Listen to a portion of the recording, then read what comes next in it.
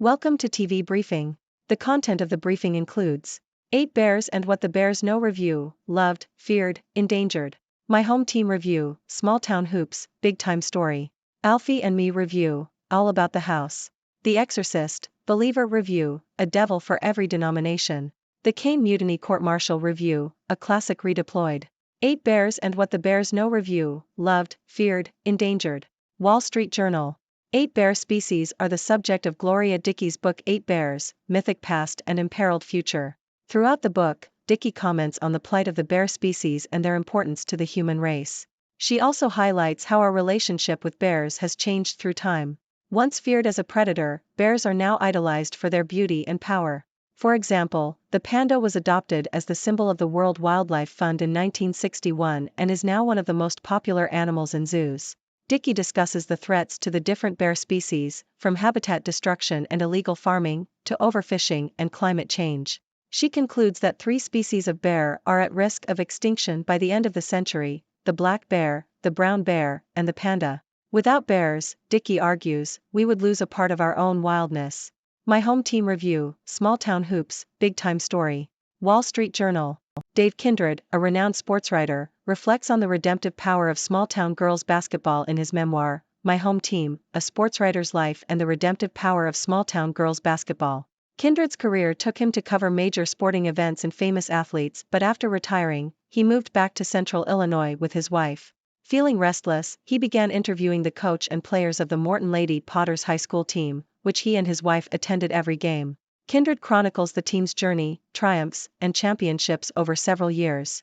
However, during this time, Kindred faces personal tragedies, including the loss of his beloved grandson, his mother's death, and his wife having a massive stroke. The team and his connection to the players provide solace and support during these difficult times. The book ends with Kindred attending the wedding of a Lady Potter player he once covered, finding solace in writing about it for his wife.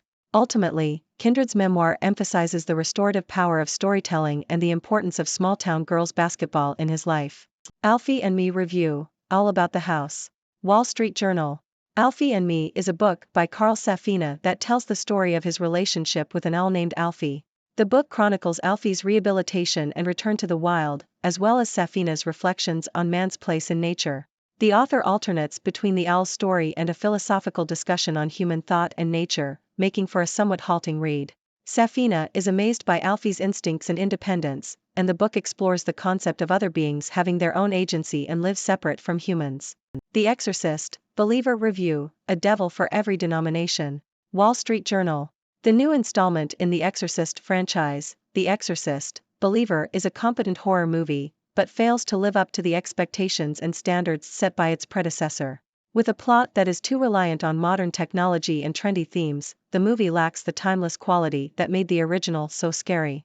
The exorcism scenes feel like a corporate brainstorming session rather than a life-or-death battle with evil, making the movie more of a spooky carnival ride than a heart-rattling horror experience. The Caine Mutiny Court-Martial Review, A Classic Redeployed. Wall Street Journal. Showtime's The Caine Mutiny Court-Martial is a new adaptation of the Herman Wouk courtroom saga, directed by the late William Friedkin. Based on Wouk's 1952 novel, the story is relocated to the Persian Gulf in 2022 and follows the trial of Lieutenant Steve Merrick for mutiny. Kiefer Sutherland portrays Captain Queeg, and his portrayal is described as eccentric and moving. The production focuses solely on the trial, without any shipboard drama. However, the abrupt ending and the shift in the story's timeframe have received mixed reviews. Max Roach, The Drum Also Waltzes Review, A Career with Percussive Impact. Wall Street Journal. The documentary Max Roach, The Drum Also Waltzes tells the story of Max Roach, one of the most renowned jazz drummers of the 20th century. The film focuses on Roach's late career activism during the civil rights movement, as well as his collaborations with jazz legends Charlie Parker, Clifford Brown, and Abbey Lincoln. The film provides a warts-and-all portrait of Roach, showcasing his struggles with grief, anger, alcohol, and his perfectionist approach to music. Max Roach, The Drum Also Waltzes features interviews with jazz greats such as Sonny Rollins, Randy Weston, and Roach himself.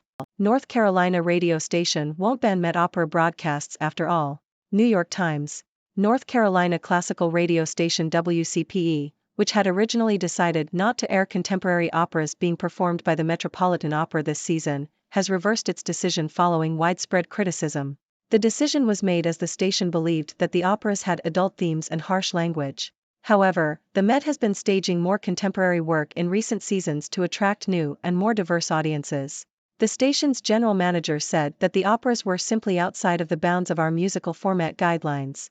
The Bike Riders, Tom Hardy channels Marlon Brando in a grubby blast of underworld machismo. Telegraph. Filmmaker Jeff Nichols has returned to the scene with The Bike Riders, a film that pays homage to Martin Scorsese's mid-career work. The movie is set in the 1960s and follows the lives of the Chicago Outlaws Motorcycle Club. The film is based on a volume of images taken by American photographer Danny Lyon and features a grubby, glamorous underworld filled with charismatic performances, elegant camera work and sharp jukebox soundtrack. The Bike Riders had its UK premiere at the London Film Festival. The NCAA has cleared transfer WR Devontes Tez Walker to play immediately for number 14 UNC. The Toronto Star. The NCAA has granted a waiver for immediate eligibility to North Carolina's transfer receiver, Devontes Tez Walker. The decision comes after months of fighting by the university to get Walker on the field and public criticism of the NCAA. The NCAA cited new information provided by the school as the reason for the reversal. Walker, who has continued practicing, is now eligible to play for the 14th-ranked Tar Heels and could make his debut on Saturday against Syracuse. The case also involved intervention from politicians, including the state attorney general.